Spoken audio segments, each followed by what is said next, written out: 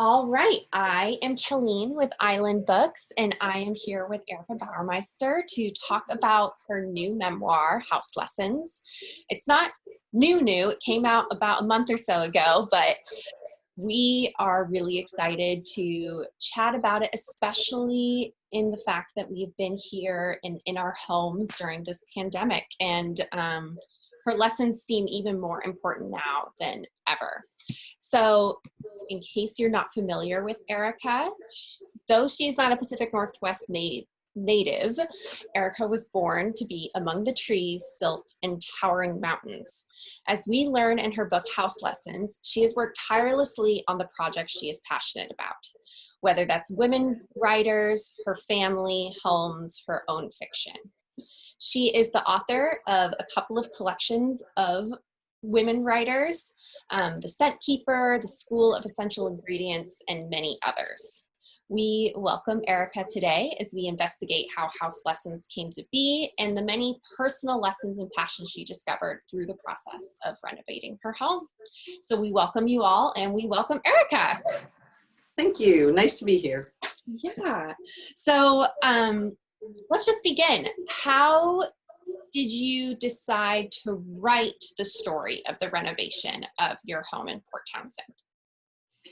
I think I decided I was going to write it the moment I saw the house. It just felt like that this was a great twofer. I had been writing memoirs up to that point, and we saw this house, and I wanted to do the house. I wanted to renovate the house, but I also thought this would be a really great book. This house obviously has a lot of stories. So I actually wrote the first version of the memoir back in 2001. So the fact that, the scenes that I talk about have immediacy and specific details and all of that, that comes from the fact that I did try to write it back when the events were actually happening. I just didn't have the perspective or the maturity to write it well at that point. So I consider that first draft a good note-taking exercise, I guess is a good way to put it. What made you decide to revisit it? A couple of things. One was I read Cheryl Strayed's Wild, and I read an article about it, and she was talking about how she didn't think that she could have written the book that she wrote during the time of the events, that she waited 15 years to write that book. And that 15 years gave her the maturity and the perspective that she needed to take that from one woman's story about a hike to everyone's potential story about grief and healing and loss. And I think that's what happens when you allow yourself to sit with things for a while. So I like to use an example in Scent Keeper, the last novel I wrote. It was all about the sense of smell and perfume. And perfume has top, middle, and base notes. And the top notes are really bright and shiny and they sparkle. And that's what first attracts you.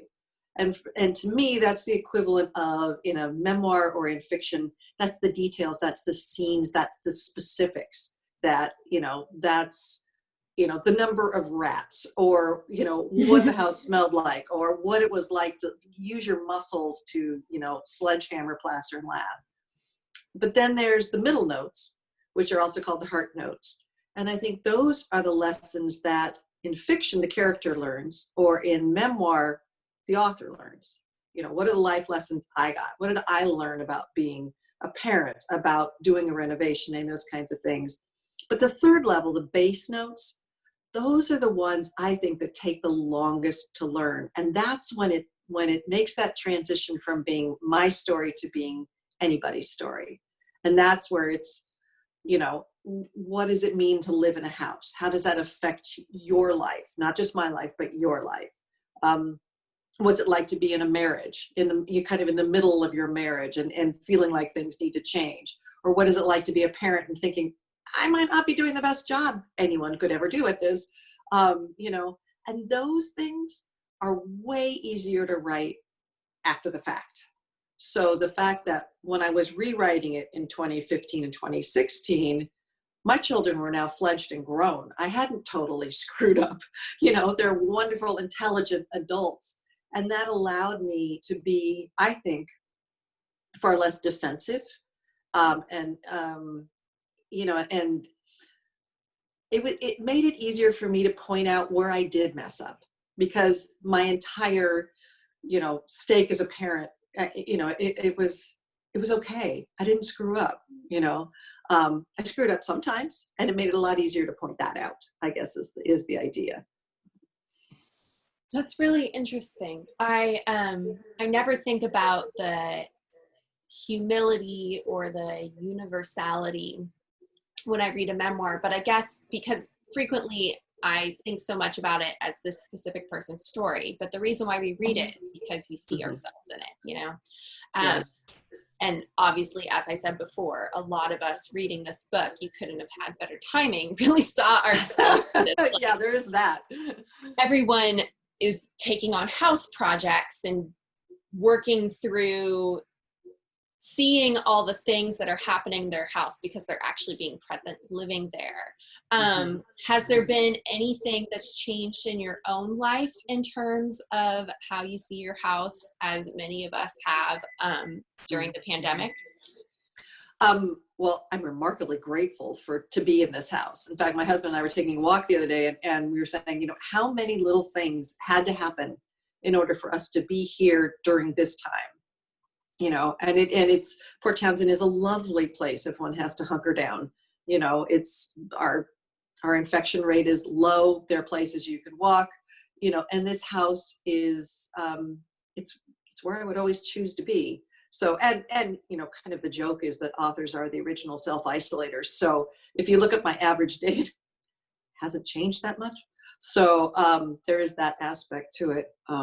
But it is interesting because I really thought, when people were interviewing me before the book came out, before the pandemic hit, they were saying, is there anything you'd change about your house? It's like, no, we're done. I'm finished. And the pandemic hits, and it becomes clear that we're not going to be meeting inside our houses anytime soon.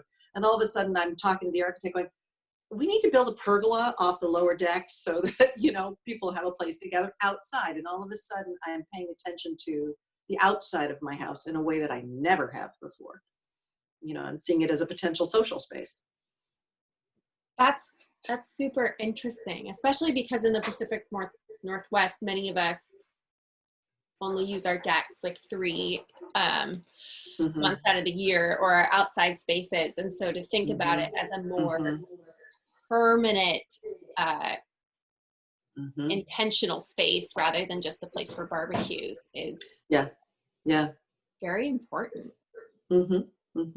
So some of the questions that I came up with had more to do with your passions that I saw.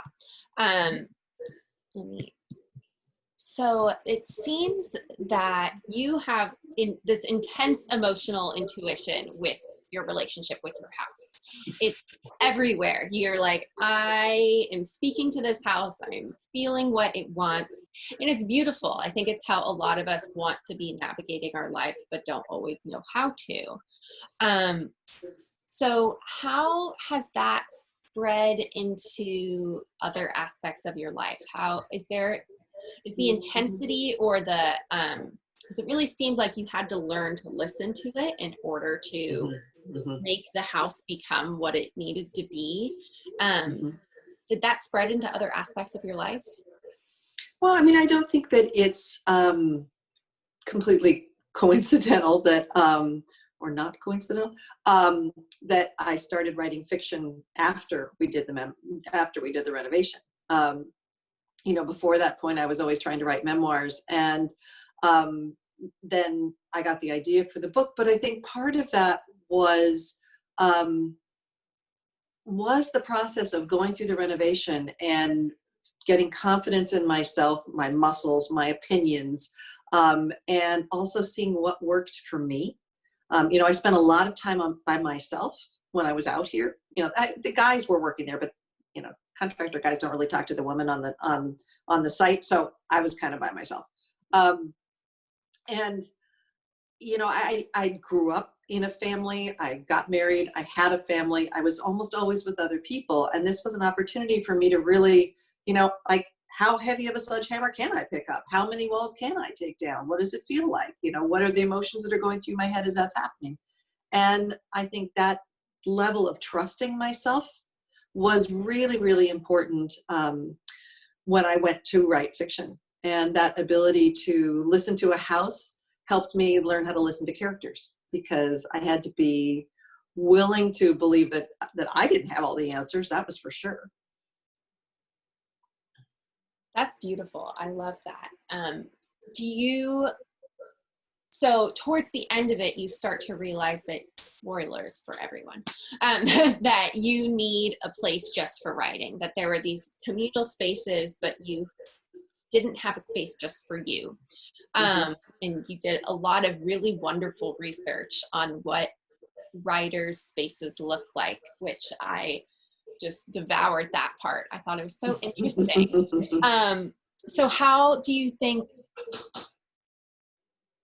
your writing changed after? Because you began writing School of Essential Ingredients before you had your writer's shed. How did that process kind of change, and did it affect the way that you approached writing?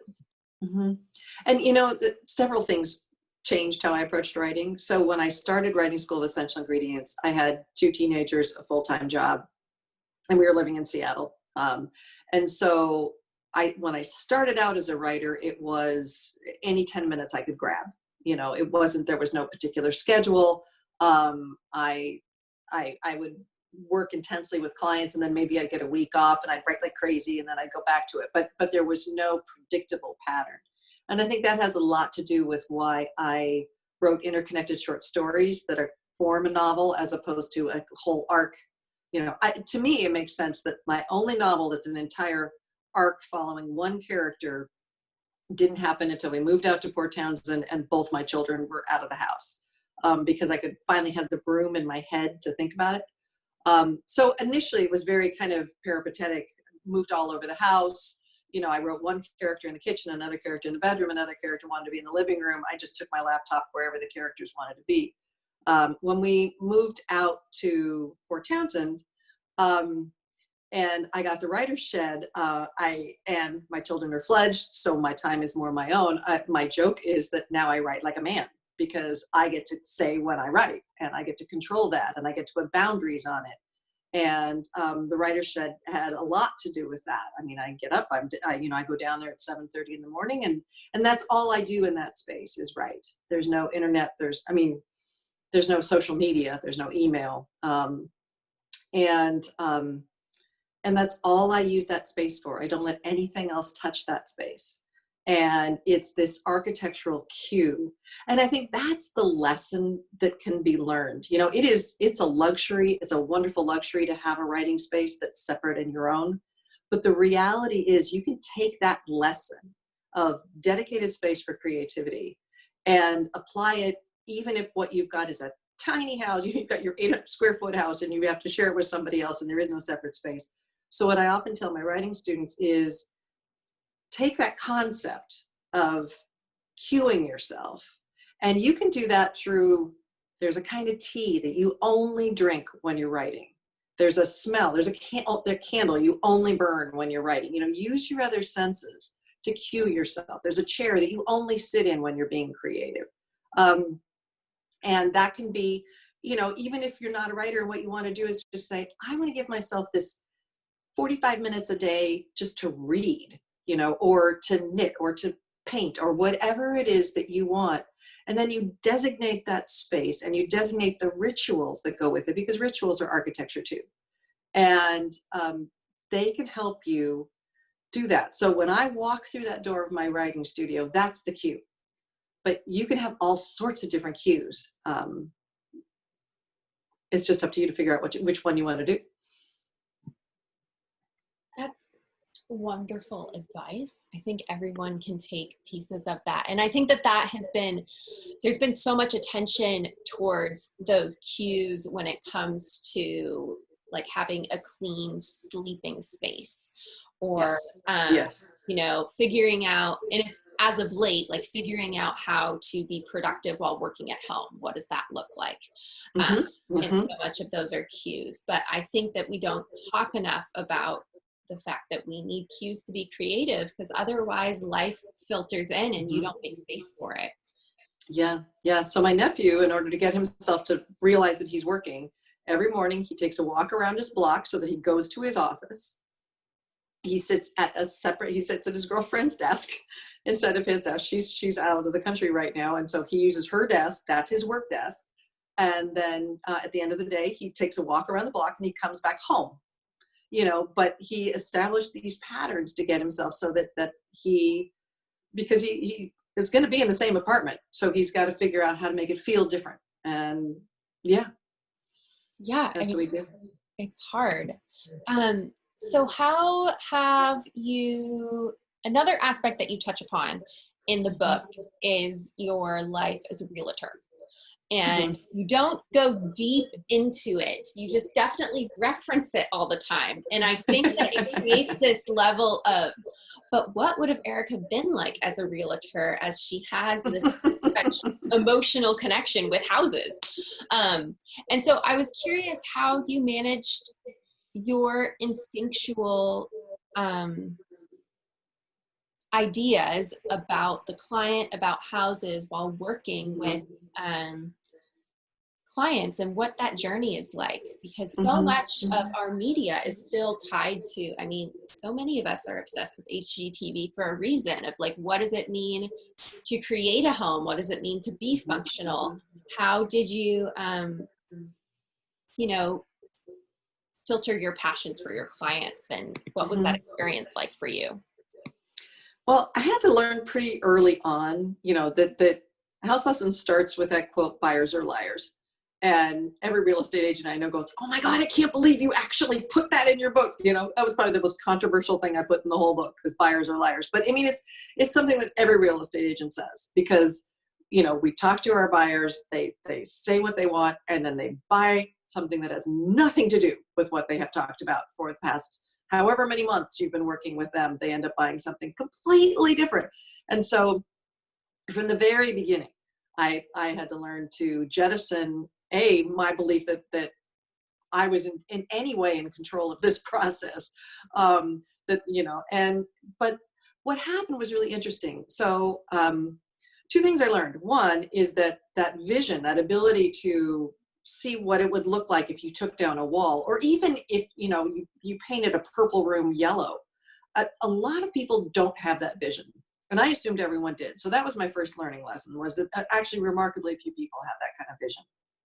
And so someone who does and can articulate how a place would look different is going to be a real asset in a real estate situation.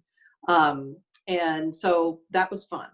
But the thing that I like to work on with my clients was they would walk in with their list, X number of bedrooms, X number of bathrooms, and what I would do is try to get that, reformulate that concept to, how do you want to live in your house? So how do you want to change yourself as a human being? Do you want to be more social? How important is family time? Not how important is a living room. How important is family? How important are social gatherings? Because those can happen in all sorts of different rooms. You can be a family that gathers in a dining room. That can be the locus for your house. In which case, you want a great family. You want a great dining room, probably one that opens to the kitchen. So, I was just talking to a woman the other night who they're building a new house. And she said, yeah, we really wanted family to gather, our kids to gather with us. And so we created really small bedrooms, but the living room is wonderful and open and invites people to come and hang out.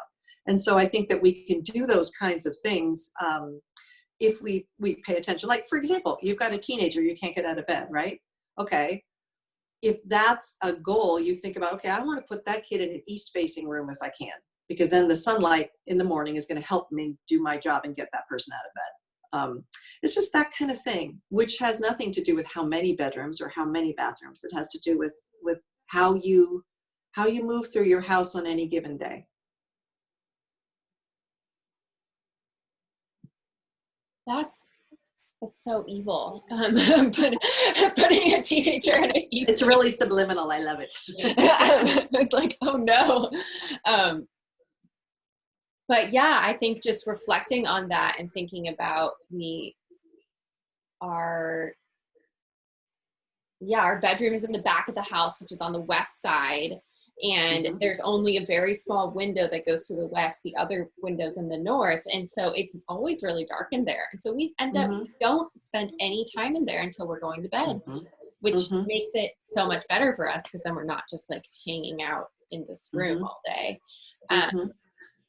And you might be one of those people who's a great candidate for those alarms that are actually lights that glow more and more and more, so that you actually get that feeling of the sunrise happening in your house.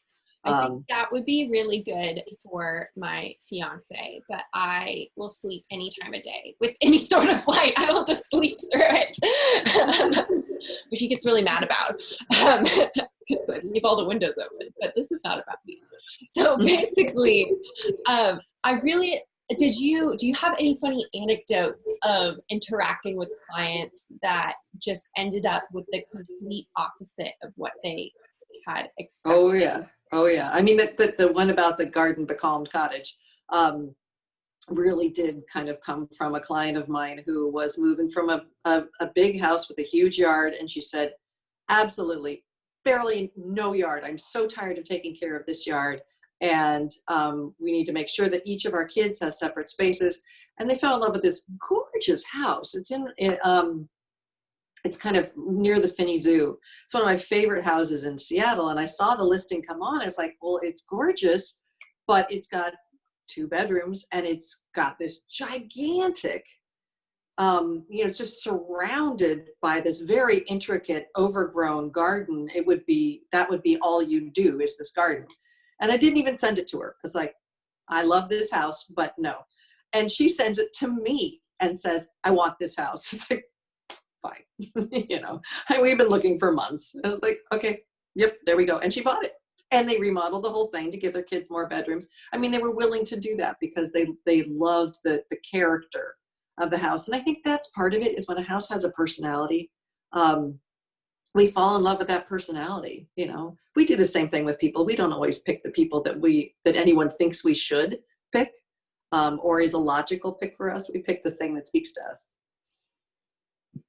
So one other question that I had that's more related to our moment now and an ongoing conversation that I think we all need to be having more of is this idea of community space. There's a really big movement headlined by the King County Equity Now Coalition in Seattle to reclaim either decommissioned spaces or spaces that are going on the market for really high prices in the Central District and other characterized diverse neighborhoods, and trying to have the city stake them as places for community.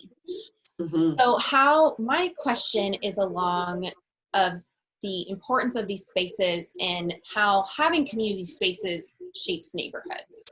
As you think so much about the private, I was curious how you feel about the public, and especially for marginalized people that aren't given space. Yeah, no, it's incredibly important. A lot of my thinking along those lines comes from living in Bergamo, Italy for 2 years, where people are most of them are in smaller apartments, but there's the piazza, there's the gathering place. And that is what gives that town its soul, is that everyone will go there in the evening and walk around, and the kids are playing soccer across the cobblestones, and there's restaurants that line it. And it is a place for that community to become a community. Otherwise, they're just various people who are off in their apartments. And they found the opposite problem. I don't know if any of you remember, I wrote about it. It's Pruitt-Igoe, which was a low-income housing community in St. Louis. And it didn't last more than 18 years because there was no community space. All there were these identical hallways and these identical stairways, and nothing to love as a community. And I think those spaces are so incredibly important for people, A, to be able to gather, but B, also to be able to say, this is where I am as part of that community. And they're critical. In fact, if you talk to Italians Europeans who come to America, they often say, you don't have any piazzas, you don't have any centers, you don't, where do you all come together? And I think if you're particularly a marginalized community, it's even more important that you have those spaces, that you have those communal kitchens or places to do readings or dinners or get-togethers. Yeah, it would be fantastic. Yeah, I was curious if you have been, I have to think about, sorry, my follow-up question. I had it in my head and then it just disappeared like that as I was like, yeah, now I really want to go to Italy. But not right now, but later. Yeah. Okay. Later. That's a different plan. But how does Port Townsend is also a very community-oriented town, and you talk about that. How, what are the community spaces that impact you in your life? Mm-hmm. Well, and that's an interesting thing, is that Port Townsend is actually, there's an uptown and a downtown. So, and it was created that way on purpose. The downtown was the saloons and the brothels and the Shanghaiing, and it was rough and tumble down there when things started. And uptown, which is literally up a bluff, is where the wives went. That's where we put the wives so that they would be safe from all of these bad influences down here in downtown. But the result has been that kind of bifurcation in the town has stayed. And downtown now is where the tourists go. Sometimes the locals are there. You know, we go to the movie theaters, we go to the restaurants, but most of the stores are for tourists. And uptown is not, there's some vibrancy and there's a couple of hubs that are starting to happen. But the thing that creates the community is that the farmers market is in uptown, and that brings everybody together. And so, you know, I shudder to think what would happen if we didn't have that. We've gotten it back kind of in the midst of the pandemic with a lot of restrictions and being very, very careful. But that is where people get together. And we don't have a piazza in Port Townsend either, and we could use one. So they've talked about, there's a street out in front of the movie theater, and they've talked about closing it to traffic and turning it into that, but they get so much pushback from the businesses where they say the tourists need parking. So, you know, communities have to make the commitment to give up that short-term need for parking or whatever it is in order to create those pedestrian walkways or those centers. And then things really start to bloom, but you don't see it immediately. That's the hard part. That's really interesting. I didn't know that about Port Townsend. I guess I spend most of my time in the downtown when I go, consequently. So this is kind of jumping back, but where you're one of the founding members of Seattle 7, and how have, sorry, I just realized my cat is like caught behind a computer. I just started hearing her purring and I was so confused. But sorry, everyone. So what I was going to ask is, how has, normally Seattle 7 ends up doing a lot of events, especially during the summer. How have you guys coped with being, I mean, you're all over the state, or at least the Puget Sound area. How have you all been doing, and what have you been working on as a community since you haven't been able to have those types of gatherings or events? Well, I mean, the reality is, and this is unfortunate, but the Seattle 7 kind of shuttered last year. So in some ways that timing was, you know, but, you know, it was the sort of thing was started by Jenny Shortridge and Garth Stein, who are amazing people. I think Garth has a wonderful relationship with Island Books, if I'm correct. He does, yes. And but it was never intended that would become Garth and Jenny's almost full-time job, would be running this organization. And so after 10 years, most of the people on the board, you know, we're all writers, you know, and it was a philanthropic, literary, literacy-oriented organization. And we all just said, okay, wait, we actually have to go write books now. So most of us are off writing books. But it's, you know, it's interesting. I love seeing how everything that we started has been picked up. So the pocket libraries, which repurpose used books and advanced readers' copies and put them in food banks and juvenile detention centers and prisons, and um,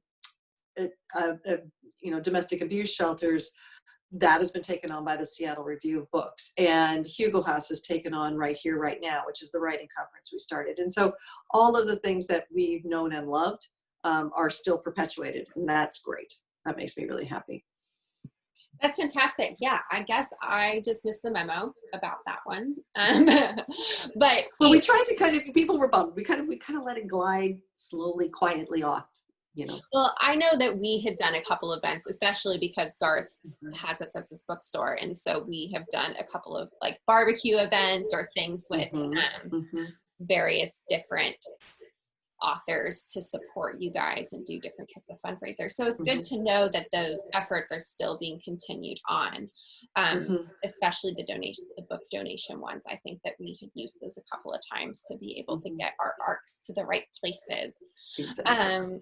So I want to move on to the next portion of this little event, because I see the sunburst chandelier or light fixture behind you. And I was like, okay, well, I think it's time that we take a little tiny tour of your house if you are willing to do so. Sure. Yep. I will do it. And I have to figure out how to switch my camera around. So give me a second to figure this out. Okay. I think I can do it. Ha! All right, there we go. Hold on. Now you're looking out my window. So we are, and this is a really wide view camera.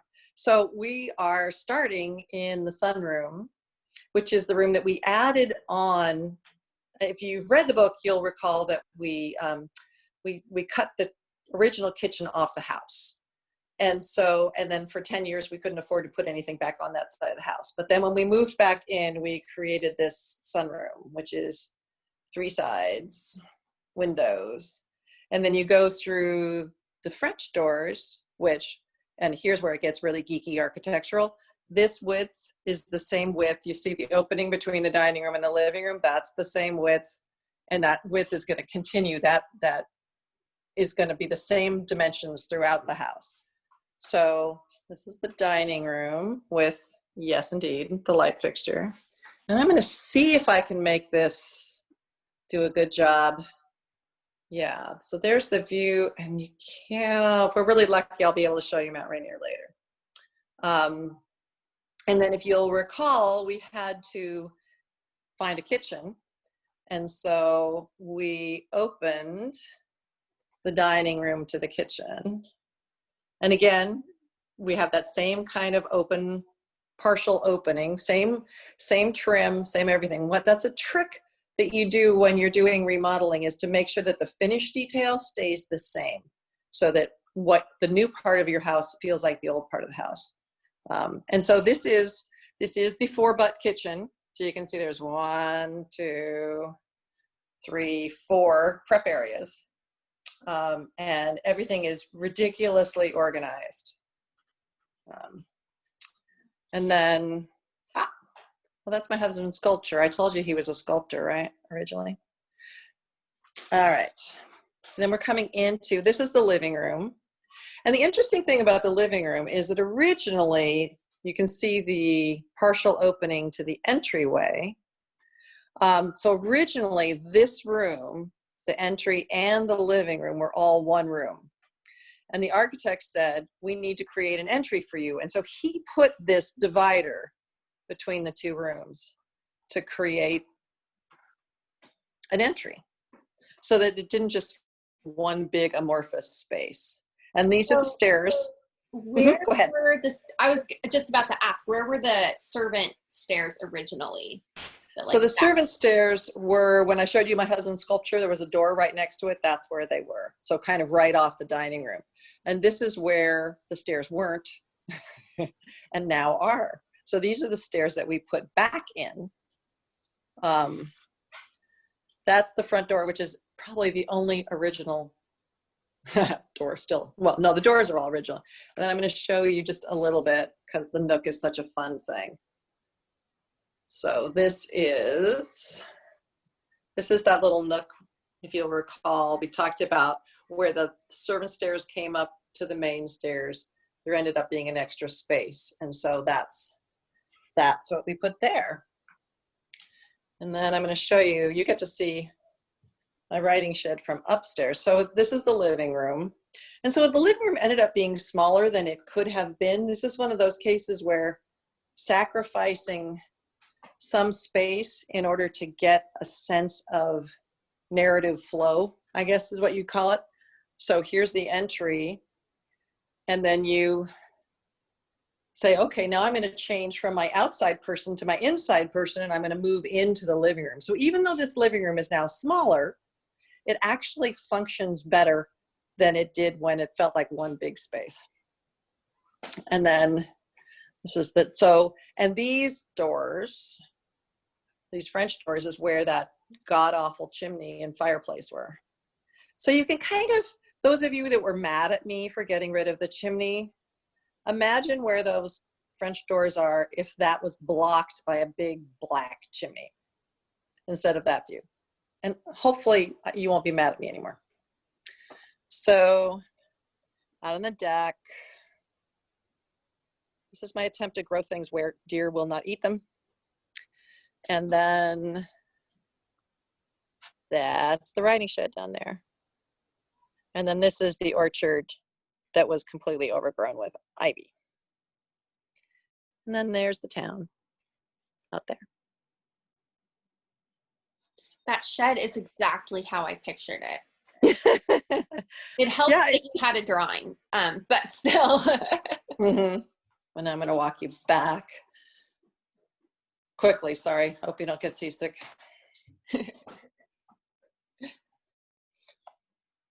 So I'm very lucky. I use the sunroom as kind of my business office, but you know, like many people, we multitask our rooms. So the window seat in this room, the window seat, we actually designed it so that it would be the width of a queen size bed, and then we created a platform that comes off it. And so this room turns into a guest room. It's also my office. It's also where people hang out. It's also when we have Pasta Fest, this is another room where we can put tables. So I'm a big believer in kind of the transformer approach to architecture. Is anytime you can have one room serve 3 or 4 functions, good job, you know. So part of something you don't talk about in your book is the paint choices. So part of me expected, because of the white walls of the cover, you know, that always clues you in, you're like, everything looks just like the cover of this book. I expected white walls. So how did you choose the colors that you did for the inside of your house? And it was white walls for the 10 years until we moved in. And that was the amazing thing about our renters. We had such extraordinary renters that we had 10 years of renters and we never had to paint. You know, we didn't even have to touch up paint. It was incredible. And then we moved out here and we lived here with the white walls for several years. And then it was interesting. I kind of started growing into it, started feeling more and more like a home. And I started wanting color more and more. And so we started with this room, actually. This was the first room I did. And I actually mixed the color myself. I went and got all these different paints. And then I took that color in and I had them match it. And then this color is half strength in the dining room.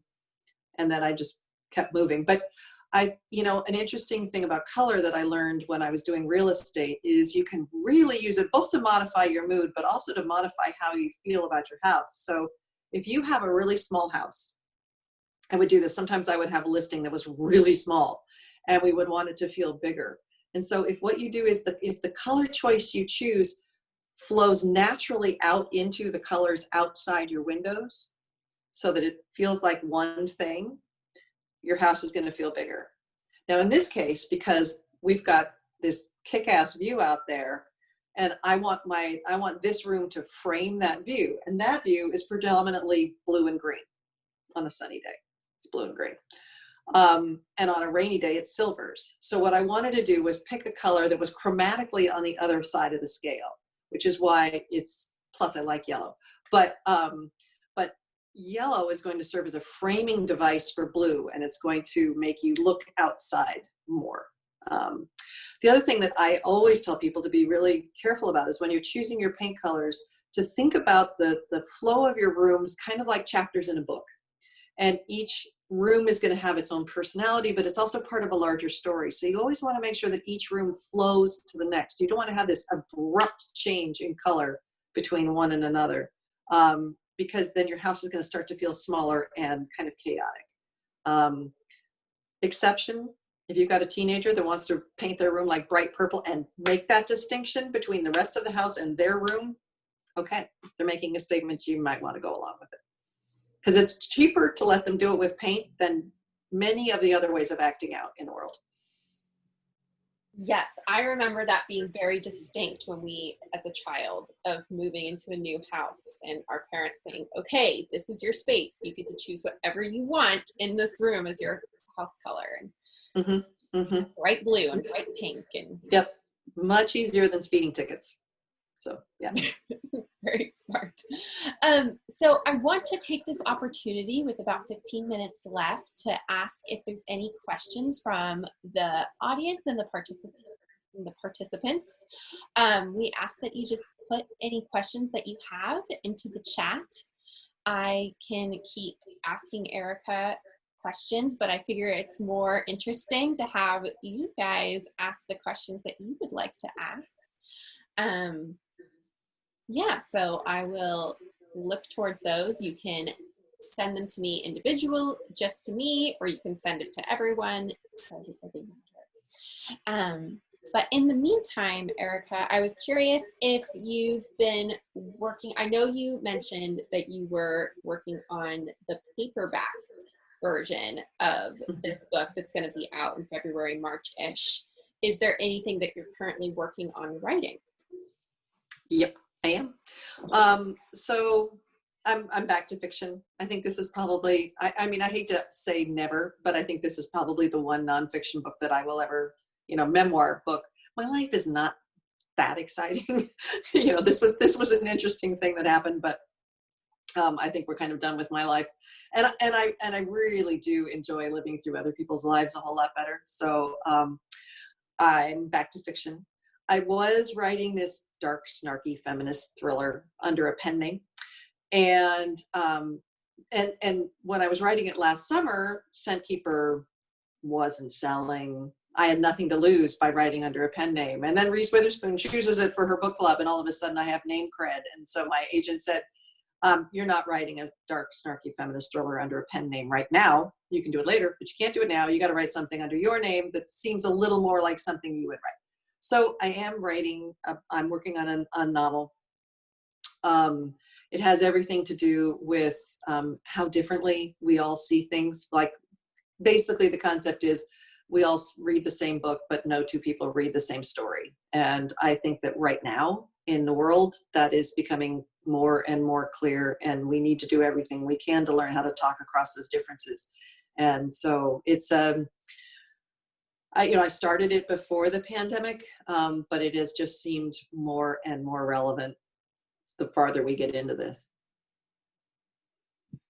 Well, yeah, especially because right now we are being confronted with the reality that we don't know how to speak to people who are different than ourselves. Yeah. And we see things very individually. And the Black Lives Matter movement has really been calling attention to that. Has there been any sort of activism happening in Port Townsend? Mm-hmm.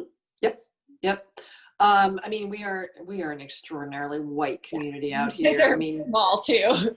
I mean, down to hair color. I mean, we are, the vast majority of our population is over 60 and white haired. So, and white skin. So there is that, but it is also a very active, very progressive population. And there have been marches. We've got a beautiful Black Lives Matter, painted in on the street, on the main street of downtown. It's gorgeous.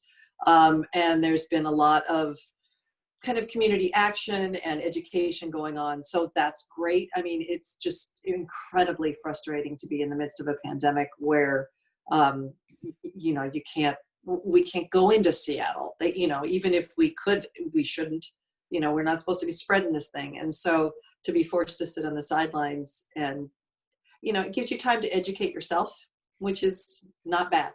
And, I think that's the next line of defense, is for all the people that can't be protesting to be giving but also to be reading and watching the movies and coming up to speed on things that we should have come up to speed on a long time ago.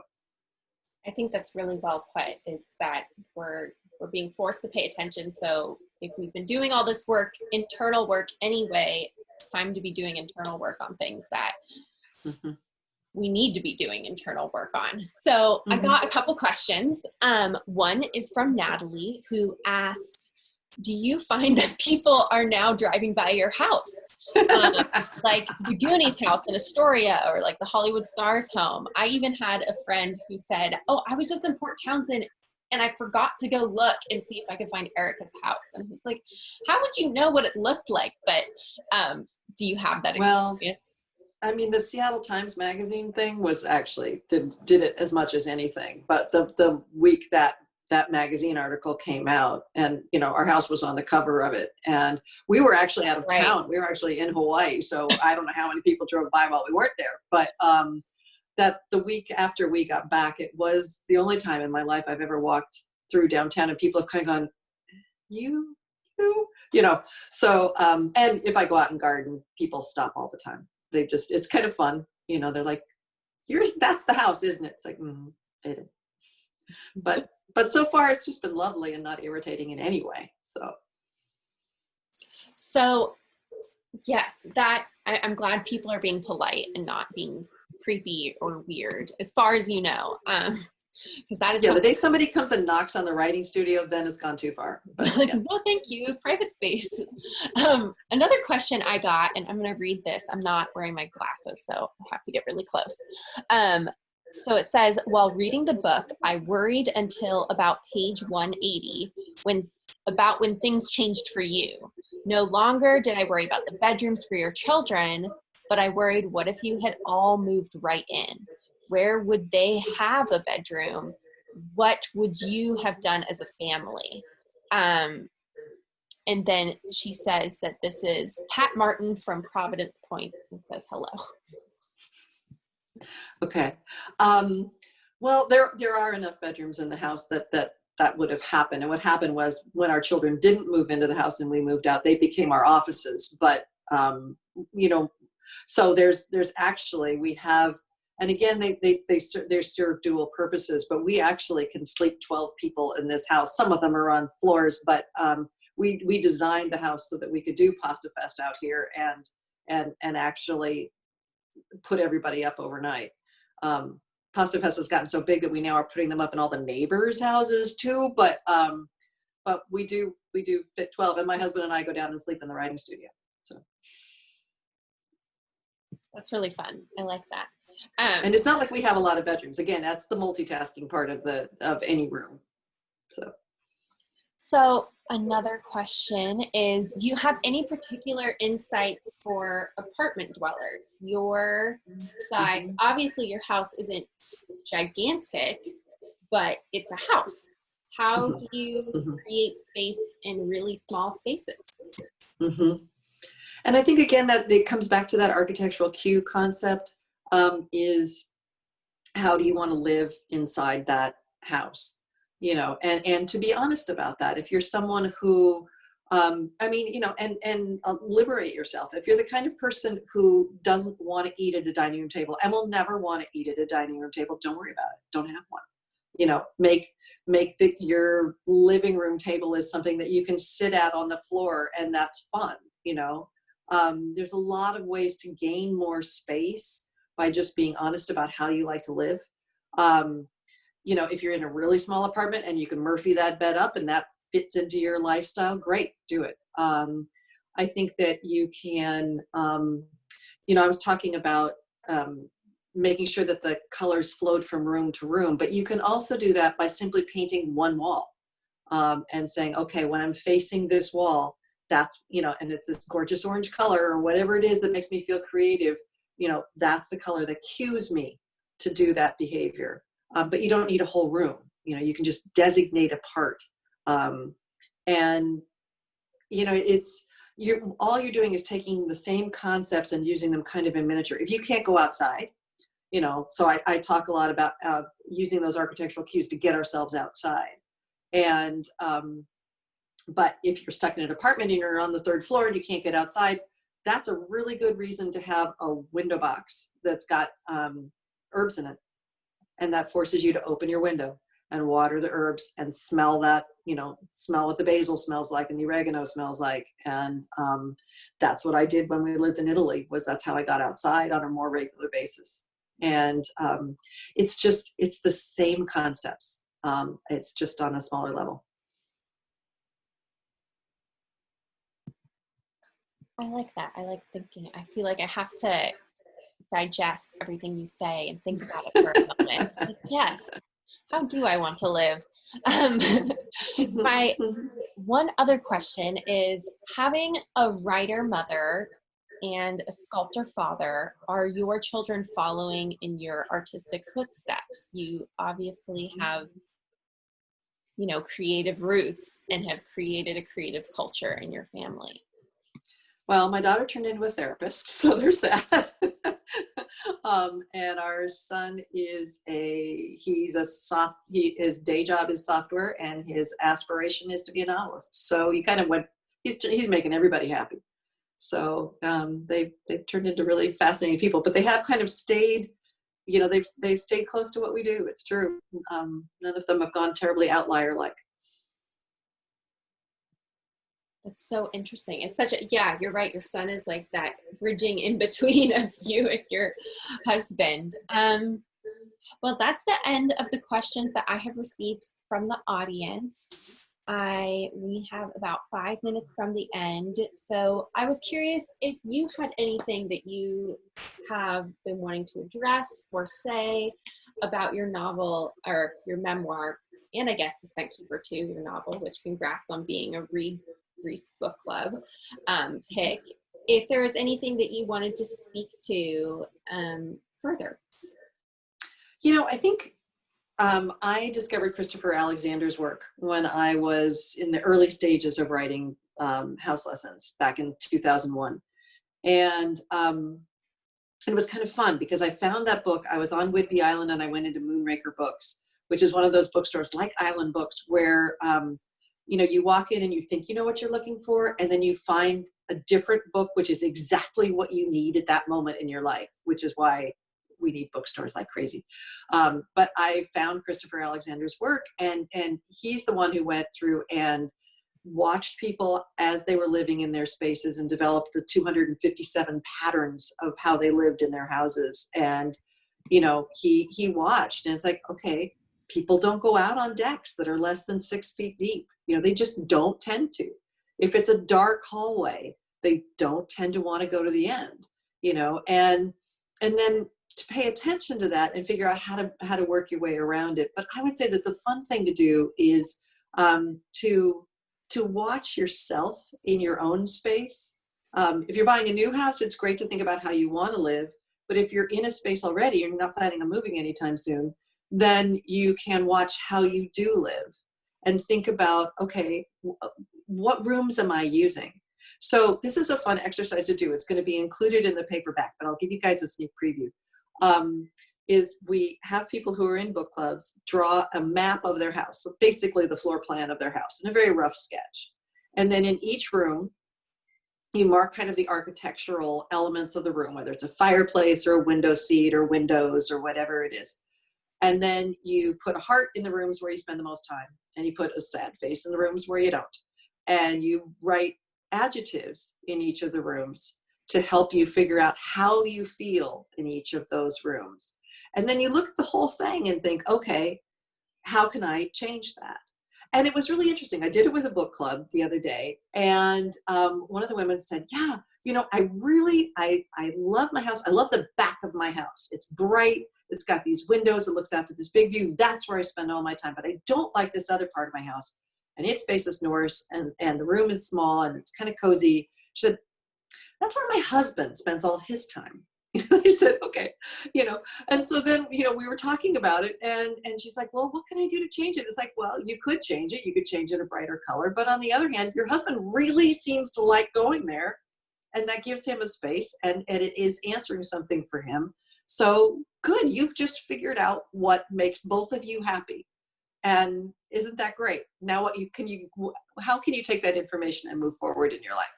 So I do think that we can learn a lot about ourselves by looking at how we live within our spaces. And we can also think about then how we might change those spaces in order to live better at the same time. And I think if I was trying to get across anything in the book from the architectural side, it would be that this amazing potential we have to communicate with the buildings we live in. Thank you so much, Erica. Sure, my pleasure. It's, as I've said 500 times already, I can't repeat enough how timely and important thinking about our homes and the way we live. And we've been kind of re-evaluating so many things about our lives as a world, about how we're living, how we're spending our time. But I think thinking about how we want to live and how we can create those spaces is important. And those are some of the lessons that we learn from your book, which is so aptly titled. Well, and you know, the other thing too is we've never been at a time when we are less able to do anything about, like, in a major way. I mean, it's going to be hard to get a remodel going anytime soon. It's going to be hard to do a renovation. You know, it's tricky. And so I think, you know, I talk about people who are who have the kind of creativity where they look in the refrigerator and they see what the leftovers are and they create a new meal. I mean, we're very much all going to be forced to be renovators within our own home, but at a very, not in terms of hammers and nails, but it's going to be a renovation of how we think about our spaces, and then how we take those ideas and creatively figure out how to change our spaces without knocking down walls. You know, maybe it has all to do with paint color. Maybe it has all to do with furniture placement. Who knows what it is, but we're going to be applying these rules and these lessons in particularly creative ways right now, because we're not going to have the other option for a little while. Yeah. Well, thank you so much, Erica, Thank you all for coming. Yeah, chatting with us and taking us on a little mini tour of your home, which was absolutely beautiful. And I want to thank everyone who is here on this event so much for being here and listening to us chat. I'm going to have a recording of this up on our Island Books YouTube channel. So if you want to share it with your friends, it will be there. And otherwise, you can buy the book from our website. I'll be sending everyone a link soon. And yeah, we're just so thankful for you making this happen and for everyone showing up to participate.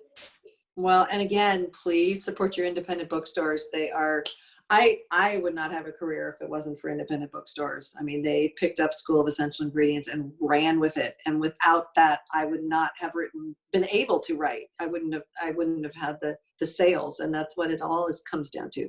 So please do continue to help them and support them. Then nobody else is going to know your reading habits the way they do and be able to give you the suggestions. So we want to keep them in business, particularly during this time. So yes. Thank you, Erica. Okay. Have a good night, everyone. Enjoy the Pacific Northwest sunset at 9 p.m. And we will see you all hopefully soon. All right. Thank you. Thank you. Bye.